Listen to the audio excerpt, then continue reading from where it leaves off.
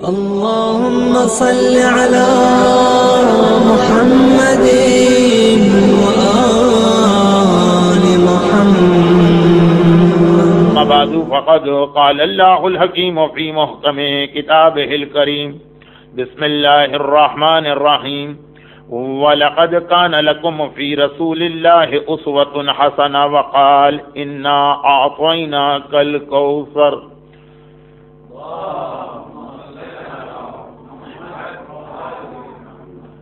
آج کا پورا دن چونکہ ایک بہت بڑی عید تھا تو اس لیے آج رات کی یہ اسپیچ یا لیکچر بھی امام حسن علیہ السلام ہی کے حوالے سے ہوگا. اور ایک دو اناؤنسمنٹ ہیں جو میں مجلس کے شروع میں بھی کر رہا ہوں اور اگر یاد رہا تو آخر میں بھی کروں گا کہ چونکہ اب 7 بجے مغرب کی نماز ختم ہو جاتی ہے اور 8:30 بجے ہمارا لیکچر شروع ہو رہا ہے، تو یہ بہت گیپ ہے. جو لوگ نماز اور افطار کا ثواب لینا چاہتے ہیں تو تقریر کے لیے ان کا ٹھہرنا ٹائم کا ویسٹیج ہے، تو جو تقریر سننا چاہتے ہیں تو پھر نماز چھوڑنا پڑتی ہے. اس لیے یہ میں نے ایک سجیشن دیا ہے اور شاید اس پہ کل سے عمل ہو کہ 8 بجے دعا افتتاح شروع ہو جائے اور 8:15 میرا بیان ہو. ویک ڈیز کے اندر جب بچوں کو بھی اسکول جانا ہوتا ہے نیکسٹ ڈے اور بڑوں کو بھی کام پر اور جاب پر 45 منٹس کا لیکچر ہوا کرے گا جیسے رمضان کے پہلے ویک میں ہوا تھا. شاید آخر میں میرے پاس ٹائم نہ ہو یا میں بھول جاؤں تو میں نے شروع میں یہ بتا دیا، انشاءاللہ آخر میں بھی ریپیٹ کروں گا. قرآن کریم کی جس آیت کی میں نے کل تلاوت کی تھی، جس کے لیے میں نے کہا تھا کہ یہ آیت اللہ کا ایک پرومس تھا اور اللہ کا ایک ایسا وعدہ تھا کہ سب مسلمان ویٹ کر رہے تھے کہ آخر انا اعطیناک الکوثر، رسول کو یہ کوثر کب ملے گی کہ جس کے بعد اسلام کو اور رسول کو ایک پروٹیکشن ملے گا، یعنی رسول کے مر جانے سے اسلام کو نقصان نہیں پہنچے گا. تو 15 رمضان 2 یا 3 ہجرہ. دیکھیے ہسٹری کی بہت ساری باتوں میں اختلاف اور کنٹروورسی ہے، اور ہسٹری جو ہے وہ ہمارا بلیو نہیں ہے کہ اگر اس میں 2 الگ الگ روایتیں ہوں تو آدمی یہ پریشان ہو جائے یا کنفیوز ہو جائے کہ ایسا کیوں ہو رہا. ایون واجبات کے اندر بھی روایتیں الگ الگ ہوتی ہیں، تبھی تو ایک مرجع کا فتویٰ الگ ہوتا ہے، دوسرے مرجع کا فتویٰ الگ ہوتا ہے. تو ہسٹری تو واجبات کے بعد آتی ہے. عقیدہ بلیف اس میں کوئی اختلاف نہیں ہوگا، نہ کسی مرجع کا، نہ کسی عالم کا، نہ کسی شیعہ کا. عقیدہ ایک ہوتا ہے. اس کے بعد پھر واجبات کے اندر اختلاف ہے، تبھی ہم مختلف مجتہدین کے فتوے دیکھتے اور سنتے رہتے ہیں. اس کے بعد کہیں جا کے ہسٹری آتی ہے. تو ہسٹری میں سب سے زیادہ جو کنٹروورسیز کہیے یا کنٹراڈکٹری روایات کہیے وہ ہسٹری میں. اس لیے اگر اس کے اندر آپ اسپیشلی ڈیٹس کے حوالے سے کچھ اختلاف سنیں تو اس کو کوئی بہت بڑا ایشو نہ بنائیے گا، اسے کوئی بہت بڑا ایشو نہ سمجھیے گا. جیسا میں نے کہا واجبات میں بھی جب ایک مرجع کہتا ہے کہ یہ روایت میرے نزدیک اتھینٹک نہیں، دوسرا کہتا ہے کہ یہ اتھینٹک ہے، تو اسی طرح سے ہسٹری. یہ میں نے اس لیے بھی کہا کہ حضرت خدیجہ کے بارے میں جو میں نے اپنا ایک اوپینین دیا تھا یہ ریسرچ، بہت سارے علماء اس سے ایگری نہیں کرتے، وہ وہی جو فیمس قول ہے اس کو کوٹ کرتے ہیں. اسی طریقے سے 15 رمضان میں شیخ مفید نے لکھا کہ 9ویں امام کی ولادت ہوئی ہے. امام حسن کی ولادت 2nd ہجرہ میں ہوئی یا 3rd ہجرہ میں، یہ بھی ایک اختلاف ہے. کئی علماء اس کو 2nd کہتے ہیں، کوئی 3rd کہتے ہیں. یہ کوئی اتنا بڑا ایشو نہیں. اصل چیز ہے امام کی سیرت، اصل چیز ہے امام کی لائف ہسٹری. لیکن جب امام کی ولادت ہوئی تو نو ڈاؤٹ پورے مدینے نے فرسٹ ٹائم کوئی عید سیلیبریٹ کی. رسول اللہ نے جس دن سے اعلان رسالت کیا چین سائیکل بن گیا پرابلمز کا. ہر مسلمان کسی نہ کسی پرابلم، ٹارچر، پریشانی، مصیبت. اور امام حسن کی ولادت تک مسلمانوں کو کوئی بڑی خوشی اور عید نہ ملی. کل میں نے جملہ کہا تھا کہ امام علی اور شہزادی فاطمہ کی شادی بھی ایک بہت بڑی خوشی تھی، لیکن اس کو عام مسلمانوں نے اپنا میٹر نہیں سمجھا تھا. لیکن امام حسن کی ولادت کے بعد مسلمانوں کو اب یہ وشواس ہوا یا سیٹسفیکشن ہوا کہ اس شہزادے کے پیدا ہونے سے اب اسلام بچ گیا، پیغمبر کی نسل، اولاد اور میسج محفوظ رہے گا. اس کے بعد پھر ہمارے سامنے امام حسن اور رسول خدا کی کئی سملیرٹیز آتی ہیں. ان میں سے دو بہت امپورٹنٹ ہیں، اسی لیے آج میں نے جو آیت تلاوت کی اس کا ترجمہ ہے وَلَقَدْ كَانَ لَكُمْ فِي رَسُولِ اللَّهِ أُسْوَةٌ حَسَنَةٌ. دیکھو مسلمانوں، تمہارے لیے رسول کی لائف ہسٹری میں ایک بہترین ماڈل، اسوہ حسنہ، بہترین نمونہ. اب امام حسن اور رسول خدا کی سیرت کی سملیرٹیز، خاص طور پر دو پوائنٹ بہت اہم ہیں. پہلی بات یہ ہے کہ جس وقت رسول اللہ نے رسالت کا اعلان کیا تو اس وقت پیغمبر اسلام کے خلاف ایک میڈیا وار شروع ہوئی. یہ جو میڈیا وار آج ہوتی ہے یہ ہر دور میں تھی، پروپیگنڈا. اور ایک ایسا ایلیگیشن تھا جو پورے 14 معصوم میں صرف 2 پہ لگایا گیا، یا رسول خدا پہ یہ تہمت لگائی گئی ہے یا امام حسن پہ. 14 معصوم ہیں، ٹارچر یا ظلم تو سب پہ ہوئے، شہید ہر ایک کو کیا، مگر ایک تہمت، ایک ایلیگیشن ایسا یا رسول اللہ پہ لگا ہے یا امام حسن پر. تھوڑی سی ورڈنگ الگ ہے لیکن مطلب ایک ہی. رسول اللہ پہ جو ایلیگیشن لگا تھا ابھی تک چلا آ رہا ہے، اس کو اب تک ریپیٹ کر رہے ہیں. بہت ساری تہمت رسول اللہ پہ اس وقت لگائی گئی، ٹائم کے گزرنے سے ختم ہو گئی بات. رسول کو کہا گیا میجیشین ہے، ختم بات. رسول کو کہا گیا یہ پوئٹ ہیں، ختم بات. رسول کو کہا گیا یہ کریزی پرسن یا کریزی مین یا میڈ مین، شاعر، ساحر، مجنون، ختم بات. لیکن کچھ بہتان اور تہمت ایسی جو اس دن سے لے کے آج تک ریپیٹ کی جا رہی ہیں. اس میں سے ایک یہ ہے کہ سورہ نحل قرآن کریم کا سورہ نمبر 16، اس میں آیت آئی ہے کہ یہ لوگ آ کے کہتے ہیں کہ اے رسول، ایک کرسچن بائبل کا عالم تمہیں قرآن سکھاتا. یہ آج تک اسی کو کرسچینٹی اسی چیز کو ریپیٹ کرتی ہے کہ رسول اللہ کے پاس کون سی وحی، وہ تو انہوں نے بائبل اور تورات پڑھی تھی، اسی کو ورڈنگ دے کر قرآن بنا دیا. خیر یہ آج کا ٹاپک نہیں. اسی میں ایک چیز یہ آ رہی کہ رسول خدا نے بہت ساری شادیاں کی. وفات حضرت خدیجہ میں بھی یہ بات آئی تھی کہ 11 بیویاں تو رسول اللہ کی آخری وقت تک رہی، اور اس کے علاوہ بھی کچھ شادیاں کی جس میں یا ڈیورس ہو گیا یا بغیر ڈیورس کے سیپریشن ہو گیا. یہ رسول اللہ کے لیے ایک اسپیشل مسئلہ ہے. اگر کوئی عورت، اگر رسول کی کوئی بیوی رسول سے کہہ دے کہ میں آپ کے ساتھ نہیں رہنا چاہتی، یہ طلاق ہے. رسول کے بارے میں یہ جملہ کہہ دے طلاق ہو جائے گی، پھر کسی الگ سے ڈیورس کی یا صیغہ طلاق کی ضرورت نہیں. تو ایسے بھی کچھ کیس ہیں. ان شارٹ یہ کہ 11 تو رسول خدا کی وہ بیویاں تھیں جو رسول کے ساتھ رہیں. تو اس وقت سے لے کے آج تک رسول خدا پہ یہ تہمت لگتی ہے نا کہ مسلمانوں کا رسول تو معاذ اللہ بڑا عیاش تھا.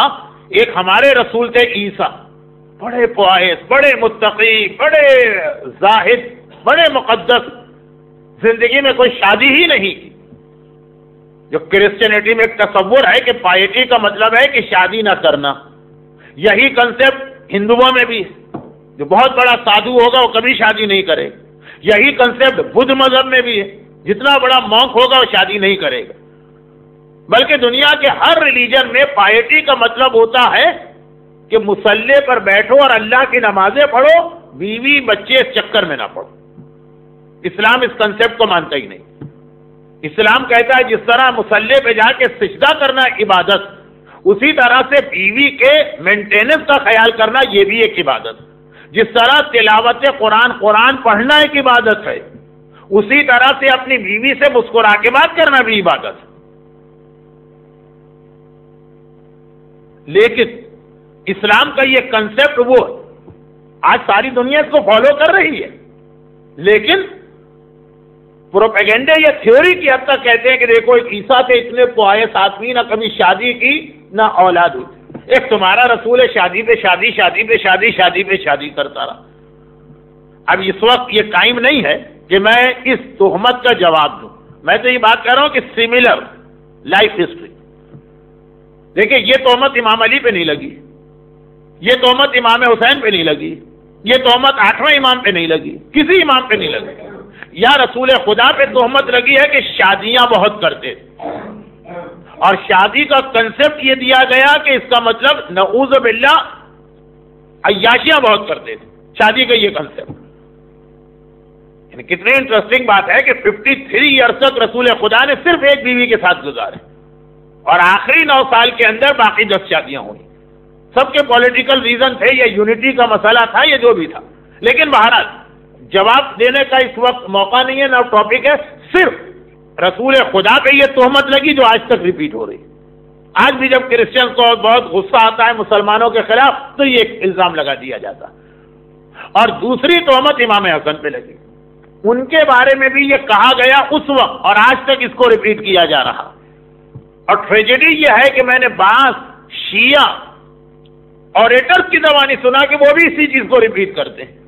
یہ وہی ہیں جنہوں نے 2 کتابیں پڑھی اور ریسرچ اسکالر بن کے ممبر پہ آ جاتے ہیں. اسلام نے جس طرح نماز پڑھانے کا کرائیٹیریا رکھا، اسی طرح مجلس پڑھنے کا بھی ایک کرائیٹیریا. ہر آدمی نہ نماز پڑھا سکتا ہے، نہ ہر آدمی مجلس پڑھ سکتا. کسی کو اگر ذکر امام کا ثواب لینا تو اس کے لیے نوحہ ہوتا ہے، مرثیہ ہوتا ہے، یا ایران میں غم کا بیان ہوتا ہے. جیسے ایسٹ افریقہ میں ابھی بھی جاتا ہوں تو وہاں گجراتی کی کتاب لے کے کچھ لوگ ثواب کے لیے پڑھتے ہیں، لیکن خالی غم کا بیان. جو آپ کسی کو گائیڈنس دے رہے ہیں، جو کسی کو آپ میسج دے رہے ہیں، تو خود اتنی نالج ہونی چاہیے. اور یہ پرابلمز لندن میں بہت زیادہ اور ٹورنٹو. خیر، خلاصہ یہ کہ وہاں میں نے خود اپنے مجلسوں میں یہ سنا، عالم کی زبانی نہیں، لیکن اب ہمارے یہاں مجلس عالم پڑھتے کہاں ہیں؟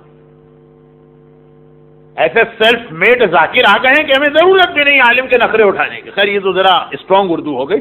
تو امام حسن پہ ایک تہمت لگائی، اور ایسی تہمت لگائی گئی کہ یہاں تک کہا گیا کہ ایک دن امام علی نے کوفے کے ممبر پہ جا کے ایک ایڈریس کیا، سارے کوفے والوں کو جمع کیا کہ کوفے والوں آ جاؤ. کہا آج میں تمہیں ایک پرسنل میٹر کے لیے بلا رہا ہوں. دیکھو میرے بیٹے حسن کو اپنی بیٹیاں قتل نہ دینا. انہو رجل مطلاق، وہ ایک ایسا مرد ہے جو بہت طلاق دیتا ہے. آج شادی کرتا ہے، کل طلاق، آج شادی کی، نیکسٹ ویک طلاق. اب یہ دیکھیے اس کی ورڈنگ چینج کیجئے. اس کا مطلب یہ ہوا کہ امام حسن بہت زیادہ شادیاں کرتے تھے. یہ تہمت یا رسول اللہ پہ لگی ہے یا امام حسن پہ لگی. اور ایسی نہیں کہ اس وقت لگی اور ختم ہو گئی، آج تک اسی کو ریپیٹ کیا جا رہا. امام حسن کا کنسپٹ یہ دیا جا رہا ہے نعوذ باللہ کہ جیسے وہ ایک لگژریس لائف اسٹائل والے آدمی تھے، اسی لیے وہ معاویہ سے جنگ بھی نہیں کر سکے، انہوں نے صلح کر لی. اس لیے کہ وہ میدان جنگ کی اور جہاد کی سختی نہیں برداشت کر سکتے. اور لگژریس ان کا لائف اسٹائل تھا. وہ بس چاہتے تھے کہ زیادہ سے زیادہ نعوذ باللہ عیاشیوں میں وقت گزارے. یہ بنو امیہ نے میڈیا وار کی تھی امام حسن کی اگینسٹ. جیسے کرسچن نے رسول اللہ کے خلاف میڈیا وار کی تھی، یہ بنو امیہ نے امام حسن کے خلاف. دونوں پہ یہ تہمت لگی. جبکہ امام حسن کی پائیٹی کا اندازہ اس بات سے کریں کہ ایک بہت بڑا امتحان امام حسن کو دینا پڑا. یہ امام حسین کبھی نہیں ہوا. اور وہ کیا؟ وہ یہ کہ امام حسن کی لائف ہمارے یہاں بہت کم پڑھی جاتی ہے. فضائل تو پھر بھی پڑھ لیے جاتے ہیں، ان کی لائف.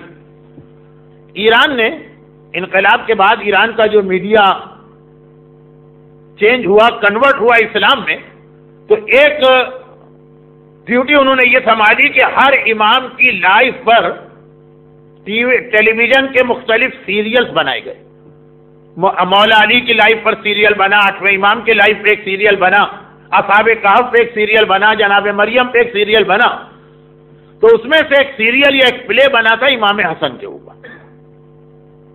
امام حسن کی لائف کے وہ 8 سال، لاسٹ 8 ایئر جب وہ امام تھے، بھائی جب تک ان کے بابا زندہ تھے امام علی تو امامت علی کی تھی.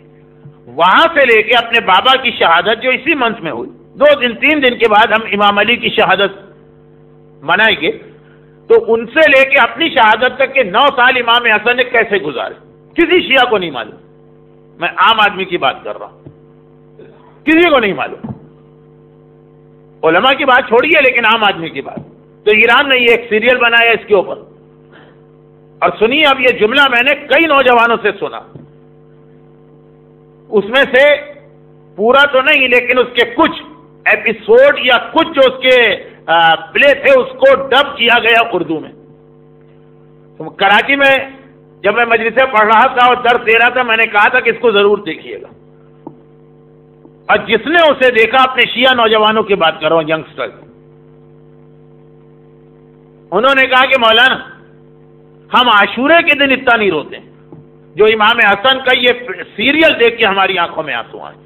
اتنا مظلوم تھا ہمارا امام، ہمیں تو آج تک نہیں پتا. ہم سمجھ رہے تھے کہ سارے ظلم امام حسین کے ہوئے، آج ہم کو ریئلائز ہوا کہ امام حسن کا امام حسین سے چھوٹے مظلوم نہیں ہیں. بلکہ ایک نوجوان نے کہا کہ میں تو بڑا سخت دل کا ہوں، مجھے عاشورے کو بھی رونا نہیں آتا، باپ اور ماں کی میت پہ بھی میری آنکھ میں آنسو نہیں آئے، لیکن جب یہ سیریل میں دیکھ رہا تھا ٹی وی کے اوپر، خود بخود میری آنکھوں سے آنسو ٹپک رہے تھے کہ اللہ اللہ، یہ ہے امام حسن کی مظلومیت. ذرا اندازہ کریں کہ کوئی امام ایسا ہے جس کے اپنے شیعوں نے اس کے خلاف ریبیلین کیا ہو یا فائٹ کی ہو. امام حسن نماز پڑھ رہے تھے، ناراض ہو کے شیعہ آئے، دھکا دے کے امام حسن کو مصلی سے ہٹا دیا، نماز توڑ دی، مصلی ان کے نیچے سے کھینچ لیا، السلام علیکہ یا مذل المومنین کہہ کے سلام کیا. نعوذ باللہ، آپ پہ ہمارا سلام ہو، آج آپ نے مومنین کو ذلیل کر دیا. امام حسن نے کہا انا معز المومنین، میں نے مومنوں کو رسپیکٹ اور عزت دی ہے، تم ابھی ریئلائز نہیں کر رہے ہو. لیکن یہ سارا ایٹماسفیئر بنا کیسے؟ یہ اس لیے کہ امام حسن نے یزید کے باپ حاکم شام امیر معاویہ کے ساتھ ایک صلح نامے پہ سائن کر دیے. بس اب شیعہ ینگسٹر امام کے خلاف ہو گئے. کہ یہ کیسے امام؟ کل میں نے کہا تھا نا کہ اسماعیلیوں نے اسی وجہ سے امام حسن کو لسٹ آف امامہ سے نکال دیا. زیدی فرقہ جو یمن میں بہت اسٹرانگ ہے، آج کل یمن کے اندر زیدی فرقے کے خاصے پرابلم چل رہے ہیں، انہوں نے بھی امام حسن کی امامت کو ڈیلیٹ کر دیا، صرف اس لیے کہ انہوں نے ایک دشمن کے ساتھ سائن کیوں کی، پیس ٹریٹی پر. اور امام حسن نے یہ سائن کیوں کیے؟ بہت شارٹ اس لیے کہ میں ہسٹری نہیں پڑھ رہا، وہ تو میں آپ کو ریکمینڈ کر کے جاؤں گا کہ اگر انگلش میں یا آپ کی لینگویج میں یہ سیریل اب تک دب نہیں ہوا تو ایٹ لیسٹ اردو والا ہی لے لیجئے.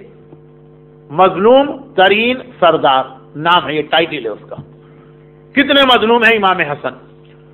تو وہ ہسٹری میں نہیں بتا رہا ہوں، وہ آپ اس میں پڑھ لیجئے گا، میں تو صرف لائف ہسٹری کا ایک حصہ پیش کر رہا ہوں. ہوا کیا تھا؟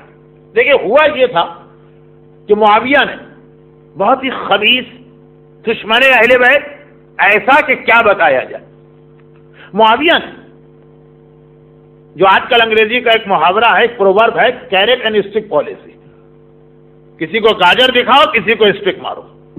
یہ معاویہ پہلا آدمی ہسٹری میں. معاویہ کسی نے اس سے پوچھا تھا کہ تم رول کیسے کرتے ہو، وہ بیٹھا ہوا تھا، ایک طرف اس کے تلوار تھی، ایک طرف اس کے گولڈ اور سلور کوائن تھے. اس نے کہا آدھے آدمیوں کو تلوار سے ٹھیک کرتا ہوں، آدھے آدمیوں کو رشوت دے کے ٹھیک کرتا ہوں. یہ اس کی ایک پالیسی تھی. اللہ، شریعت، قیامت، خوف خدا، پائیٹی تو ہے ہی نہیں نا بیچ میں. اب اس نے کیا کیا؟ اس نے امام حسن کی فوج کے جتنے بھی جرنل تھے ان سب کو ایک لیٹر بھیجا، کہا کہ تم بتاؤ تم اپنا ایمان کتنے پیسوں میں بیچو گے، تم بتاؤ تمہاری پرائس کیا. ہم نہیں بتاتے، جو تم کہو گے. جیسے آج کل انٹرنیٹ پہ وہ ای بے وغیرہ ہوتا ہے نا کہ وہ ایک پرائس مانگی جاتی، ایمان کی پرائس، کتنے پیسے تمہیں چاہیے، وہ پیسے ہم سے لے لو، برائب، رشوت. اور جب جنگ ہو ہماری اور حسن کی تو تم لوگ حسن پہ اٹیک کر کے حسن کو مار دینا. ہم کہہ دیں گے کہ جی یہ تو ان کا انٹرنل مسئلہ تھا، ہمارا تو کوئی اس سے تعلق ہی نہیں. امام حسن کی شہادت معاویہ گھبرا رہا تھا کہ اگر وہ میرے ہاتھ سے مارے گئے تو میں مسلمانوں کو کیسے فیس کروں گا.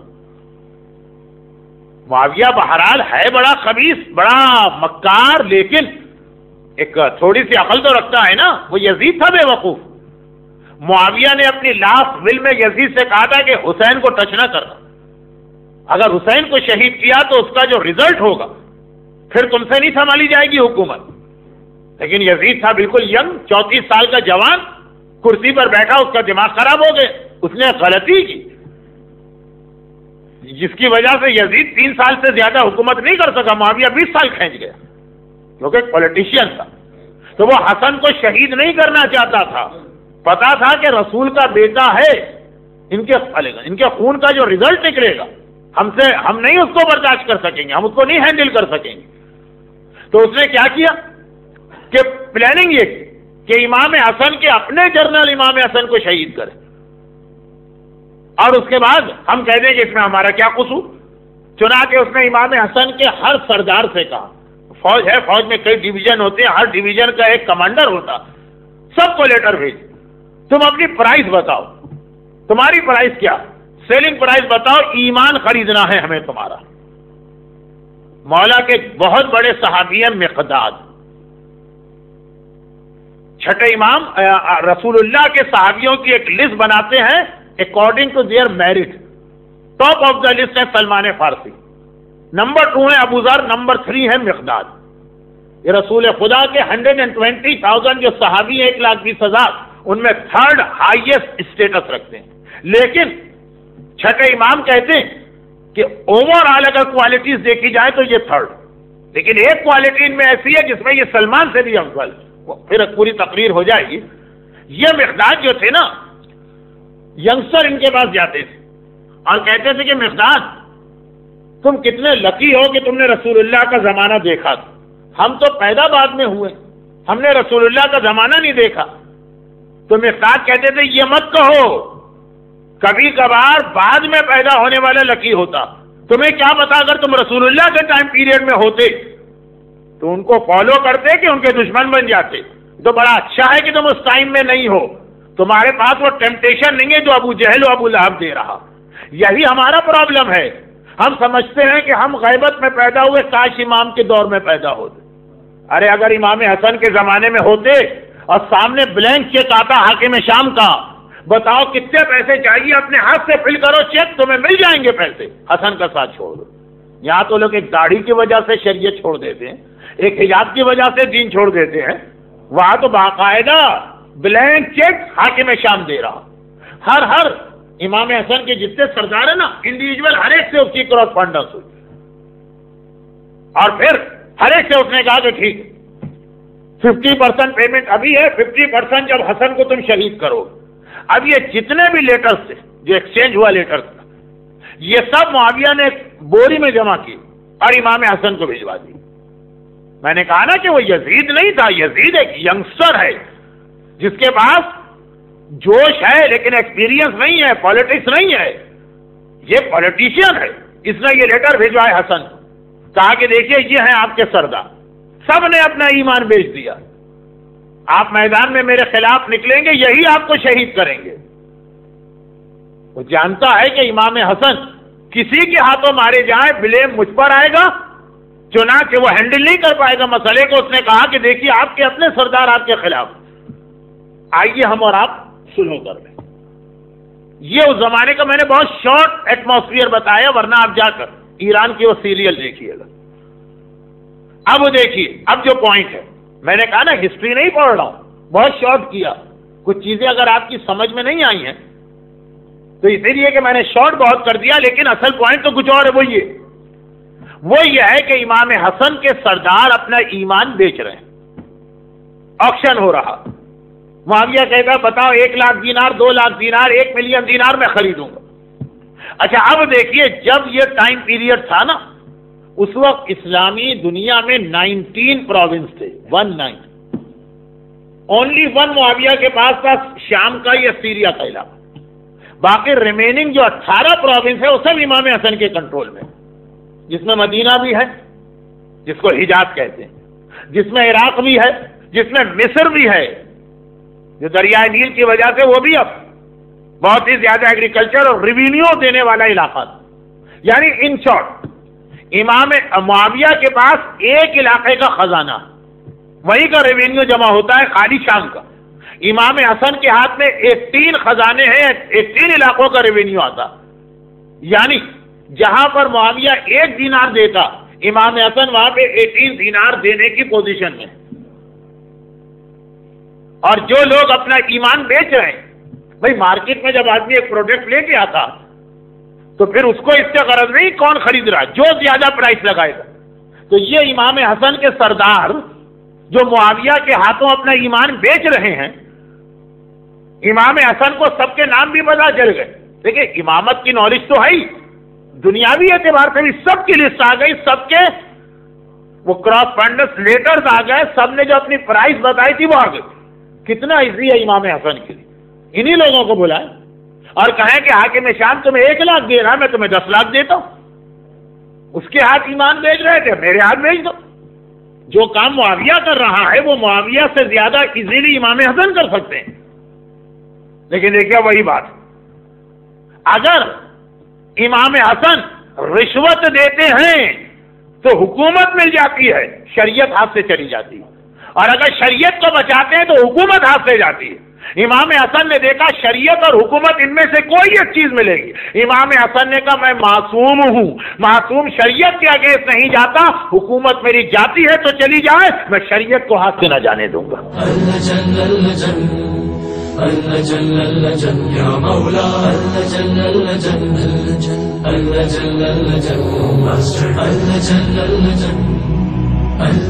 يا صاحب السماء